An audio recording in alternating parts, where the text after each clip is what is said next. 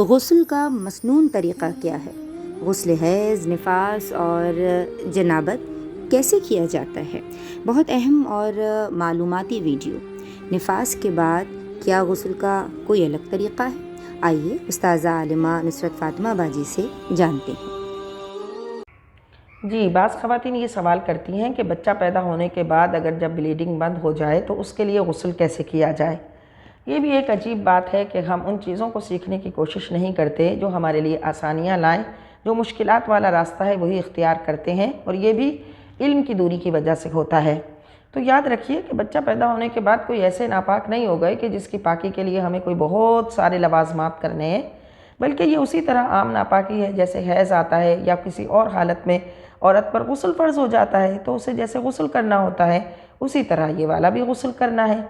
इसके लिए कोई ख़ास लवाज़मात और कोई बड़े एहतमाम, कोई मिट्टी लाओ तो पता नहीं बाज़ ख़वातीन क्या क्या करती थी, तो ऐसा कुछ भी नहीं है। इस गुस्ल का तरीक़ा भी यही है कि ऐसी औरत सबसे पहले अपने दोनों हाथ धोएगी, उसके बाद कुल्ली करेगी। जिस्म पर अगर कहीं खून, ब्लीडिंग वगैरह के असरात हैं तो उसको धो देगी, ताकि जब वो शावर ले तो वो जिस्म के दूसरे हिस्सों पर लगकर नापाकी पैदा ना कर दें। तो यूँ करें कि सबसे पहले इस्तिंजा करें, उसके बाद दोनों हाथ धोए, फिर कुल्ली करें। और कुल्ली इस तरीके से करेगी कि हलक की जड़ तक पानी पहुंच जाए। गरगरा भी करेगी, मुबालगे के साथ कुल्ली करे। दांतों में कुछ फंसा है तो उसको हटाए, ज़बान के ऊपर, ज़बान के नीचे, मुंह के हर हिस्से में पानी पहुंचाए और अच्छी तरीके से गरगर करके हलक की जड़ तक पानी पहुँचा कर कुल्ली करे, क्योंकि कुल्ली करना गुस्ल में फ़र्ज़ है। लिहाजा मुँह का कोई हिस्सा बेधुला ना रह जाए। अब नाक में पानी चढ़ाएं। नाक में पानी चढ़ाने का तरीक़ा ये है कि हाथ में पानी लेकर जैसे फूल सूंघते हैं ऐसे हल्का सा सांस लेना है, बहुत तेज़ नहीं लेना वरना ऊपर पानी चला जाएगा। तो हल्का सा सांस ले जैसे फूल सूंघते हैं, और फूल सूंघने की कैफियत में हल्का सा सांस ऊपर की जानिब लेगी तो पानी नाक में अंदर जाएगा ऊपर की तरफ, क्योंकि पानी के अंदर ये खासियत नहीं कि पानी नीचे से ऊपर खुद जाए। पानी नीचे से ऊपर नहीं जा सकता, ऊपर से नीचे बह सकता है, और हमें हाथ से पानी ऊपर पहुंचाना है। लिहाजा हम हल्का सा सांस लेकर नाक की तरफ पानी को खींचेंगे और फिर नीचे की तरफ निकाल देंगे। इस तरह नाक की नरम हड्डी तक पानी पहुंच जाएगा। नाक की नरम हड्डी की सतह तक पानी का पहुंचना ज़रूरी है। इस तरह करके 3 मरतबा कुल्ली करें। एक साथ भी दोनों नत्तों में पानी पहुंचा सकती है। एक को बंद करें और यूं करके ले, फिर दूसरे उसको निकाले और फिर एक को बंद करे दूसरे को ले, तो ये भी सहूलत होती है। तो इस तरह करके 3 मरतबा करें और छोटी उंगली से नाक को अच्छी तरह साफ़ करके कुछ अगर जमा है तो उसको हटाकर निकाल दें। और लौंग जो पहनी है उसको भी हिलाकर उसके नीचे पानी पहुंचाए। जो लौंग के नीचे वाला हिस्सा होता है उसको भी हरकत देकर उसके नीचे पानी पहुंचाए। फिर चेहरा धोएगी, दोनों हाथ धोएगी, सर का मसाह करेगी, पाँव धोएगी। ये वज़ू हो गया।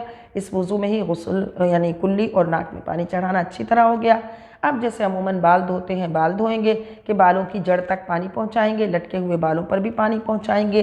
फिर ये कि हम अपने जिस्म को गीला करके साबन जब लगाते हैं तो उसमें फ़ायदा ये रहता है कि साबन को हटाने में हमारे जिस्म का हर हिस्सा धुल जाता है। मसलन हमने गर्दन पर साबन लगाई, कानों पर लगाई, कानों के पीछे लगाई, पीछे जो है वो पीछे वाले हिस्से पर लगाई, पीठ पर लगाई, दोनों सुरीनों को मिलने की जगह पर लगाई, बगल के नीचे लगाई, हाथ के साइड पे लगाई, ये पहलू कहलाते हैं। इन पे साबन लगाया और अच्छी तरीके से जिस्म के सारे हिस्से पर जब हमने साबन लगा लिया, अब जब इस साबन को हटाएंगे तो हटाने में हम मल कर जब जिस्म से उसको हटाएंगे तो जिस्म के हर हिस्से पर पानी पहुंच जाएगा। लेकिन ये आपको मैं बता दूं कि साबन लगाना ज़रूरी नहीं। अगर कोई खातून अच्छी है, साफ़ सुथरी है, उसने एक दिन पहले भी गुस्ल किया था, अब वो चाहती है कि पाकी का गुस्ल करे और लेकिन वो साबन नहीं लगाना चाहती या शैम्पू यूज़ नहीं करना चाहती, तो कोई मसला नहीं है। शैम्पू और साबन यूज़ करना कोई ज़रूरी नहीं है। ज़रूरी क्या है कि जिस्म के हर हिस्से पर से पानी पहुँच जाए, यानी बालों को ऐसे धोए कि बालों के तमाम हिस्से पर से पानी पहुंच जाए, बालों की अंदरूनी सतह जिल्द तक पानी पहुंच जाए, लटके हुए बाल भी धुल जाएं। और इसी तरह जब जिस्म पर पानी पहुंचाए तो ये वज़ू जो मैंने आपको बताए उन तमाम पर से अच्छी तरीके से पानी बह जाए। ये जो गलतफहमी है कि निफास का जब गुस्ल करेंगे तो कलमा पढ़ना ज़रूरी है, तो ऐसा कुछ नहीं है। कलमा पढ़ने से आप गुस्ल के दौरान पाक नहीं होंगी, बल्कि गुस्ल सही तरीके से करने से पाक होंगी। अगर कलमा पढ़ा और गुस्ल सही तरीके से नहीं किया तो वल्लाह आप पाक नहीं होंगी, बल्कि आप पर पाकी का हुक्म ही नहीं लगेगा। बल्कि ना बरहंगी की हालत में, यानी जब जिस्म पर लिबास नहीं है, उस हालत में अगर कलमा पढ़ा तो गुनाहगार भी होंगी। जी आपा, या अल्लाह हमें दीन सीखने और उस पे अमल पैरा होने की तौफ़ीक़ अता फ़रमा।